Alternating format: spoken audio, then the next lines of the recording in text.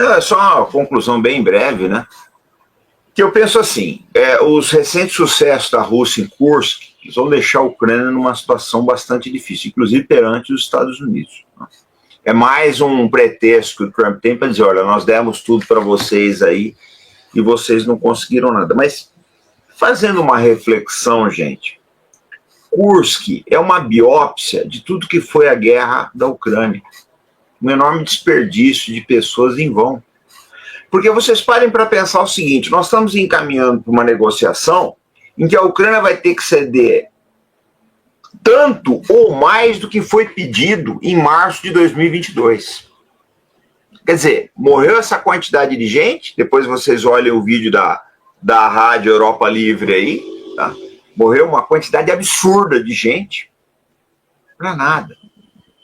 E Kursk é a mesma coisa. Mesmo que a Ucrânia tivesse conquistado Kursk, mantido Kursk, ali não tem nada, pessoal. Ali não tem nada que valesse a pena. Então, assim, é uma guerra que não fez muito sentido. A gente vê que a liderança ucraniana, uma liderança, o escalão político, é uma coisa pavorosa. Generais que não dão a mínima para o sacrifício da tropa. Enfim, eu acho que é um paradoxo, né? Que no momento em que a OTAN conseguiu o melhor exército da sua história, ela não vai conseguir outro exército assim. Ela já teve um exército muito bom, que foi o exército da Alemanha Ocidental, que depois foi decaindo. Mas ela não vai conseguir outro e ela está à beira da debacle, porque dependendo de como essa guerra terminar, a OTAN vai se fracionar. Só isso que eu queria dizer. De resto, quero dar os parabéns aqui para o Rodolfo, brilhante como sempre, o Edilson pelo convite. Essa comunidade é maravilhosa, pessoal. É maravilhosa, é a melhor do Brasil. Isso é reconhecido em dezenas de países aí, é melhor. Então eu falo para vocês, gente, eu falo sempre, eu não falo nunca em arte da guerra, eu falo na nossa comunidade. Então vamos prestigiar, pessoal, vamos fazer os canais crescerem. Hoje eu estou aqui no canal do Edilson, amanhã eu vou estar no canal do Cabaé, né? E a gente quer trazer todo mundo aqui na medida do possível para ir crescendo cada vez mais. Então, isso que eu queria dizer. Parabéns ao Rodolfo e ao Edilson. Muito obrigado pelo convite aí. Muito obrigado. Sobre as considerações finais, se inscrevam, por favor, no canal Plano Brasil. Por favor, vamos dar apoio ao professor Edilson, com suas brilhantes análises. Vamos acessar também o portal do Plano Brasil, que tem estudos técnicos em primeira mão, fantásticos. Inscrever-se nos cursos do Arte da Guerra, valorizar o canal em inglês do Arte da Guerra, um trabalho majestoso que o professor Farinazzo está fazendo. Também está postando vídeos sobre tecnologias críticas e análises assim, pormenorizadas, tecnológicas, de conflitos. Um trabalho espetacular e brilhante. E um esforço imensurável. Acompanho o dia a dia do professor Farinazzo, é incrível. Ele diz que eu sou workaholic, ele é pior do que eu. E só destacar o seguinte, gente, reflitam um detalhe. Eu, professor Farinazzo, eu conversei isso com o professor Edilson, recentemente nós conversamos com um militar ucraniano, né? Vamos tentar trazer ele para, me desculpem falar, para ele ser entrevistado. A gente teve uma conversa prévia. Depois, eu e o professor Farinazzo ficamos assim reflexivos. Vocês podem ter certeza de uma coisa.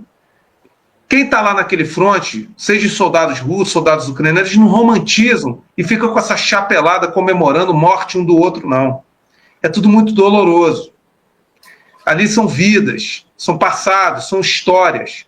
E conversando com esse militar ucraniano no privado, eu falando da manipulação do Ocidente, da indução a esse conflito, que até 2014 a Ucrânia tinha a Rússia como o maior parceiro comercial, linguístico, cultural, que é inacreditável, o impacto psicológico desse conflito. Ele concordou com tudo. Perguntei para ele se acha possível, tal como a Geórgia e a Rússia fizeram, alguma composição hoje em dia, de no seu diário, os russos e os ucranianos, depois desse conflito, voltarem. Ele falou, quem sabe? Curto prazo não, mas quem sabe? Então, o que acontece? É um impacto muito grande. E é muito triste quando a gente vê pessoas aí no sofá e tal, debochando da morte de um ou de outro. Eu e Farinazzo pensamos, entendeu? Jamais a gente comemoraria a morte de ninguém. Isso, pelo contrário. O que a gente mais critica nas nossas lives, Porque o vídeo que o professor Farinazzo ontem veiculou, descobriu, impactou a todos nós na comunidade. Cemitérios com dezenas de milhares, centenas de milhares de sepulturas. Isso é horrível. E aí, pensa o quê? Que os ucranianos falam ucraniano, a maioria fala russo. Muitos foram cidadãos nascidos na União Soviética, com parentes lá na Rússia, e russos com parentes na Ucrânia. E o que a Victoria Nuland está fazendo agora? O que o Biden está fazendo agora? E essas mortes todas? O acordo de Istambul, que estava para ser assinado, 17 minutos do acordo de Istambul foram feitas. A última foi assinada. Tudo isso teria sido impedido de acontecer. E foi rasgado por pressão de Boris Johnson, por pressão de Biden, que comprou a cúpula do regime de Kiev com esses pacotes bilionários, a quais muitos enriqueceram e que a imensa maioria está aí morrendo. Então, é dramático isso.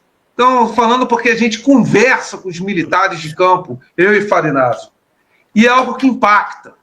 É algo que impacta. Então, quando vocês verificarem um determinado espectador debochando de morte de um e de outro, por favor, repilam isso.